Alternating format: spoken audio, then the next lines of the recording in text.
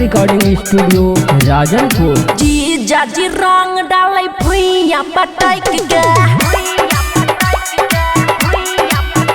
हे गई जी जाजी रंग डाले भुइया पटाई के छोरन के दोनों भागी झटाई के छोरन के दोनों भागी झटाई के जी जाजी रंग डाले भुइया पटाई के हे गई जी जाजी रंग डाले भुइया पटाई के अक्कर बक्कर बम्बी बोल 80-90 पूरे 100 मिला का धागा चोली में रंग डाला। डीजे सुमित सतीश रैमा सुमित सतीश रैमा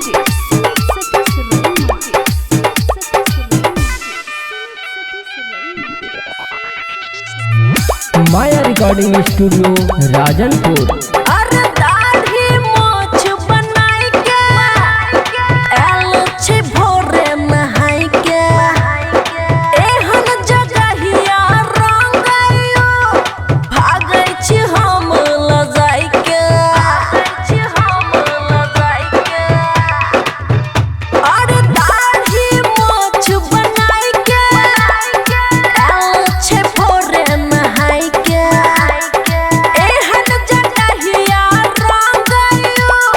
भागै छी हम लजाई के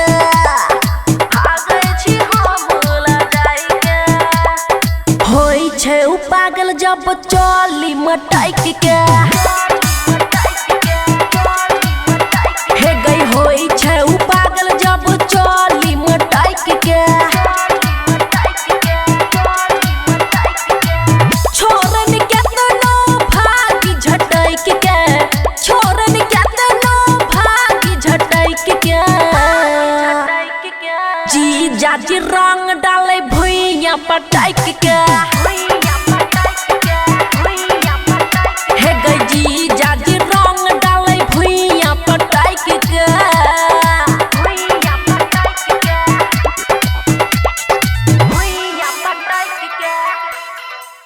जी जाजी रंग डाले भुइया पटाई के डीजे सुमित सतीश रैमा सुमित सतीश रैमा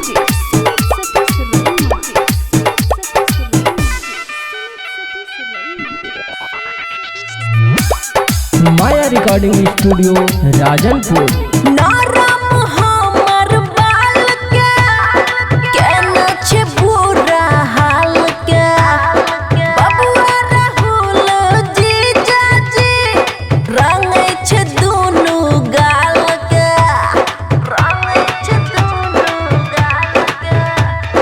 नरम हमर बाल के केना छे बुरा हाल के बबुआ राहुल जी जाजी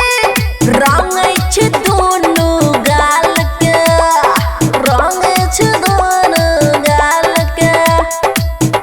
मन अक्की से हो डालै छै लटाई के हे गई मन अक्की से हो डालै छै लटाई के छोरन के दोनों भागी झटाई के छोरन के दोनों भागी झटाई के जी जाजी रंग डाले भुइया पटाई के हे गई जी जाजी रंग डाले भुइया पटाई के माया रिकॉर्डिंग स्टूडियो राजनपुर।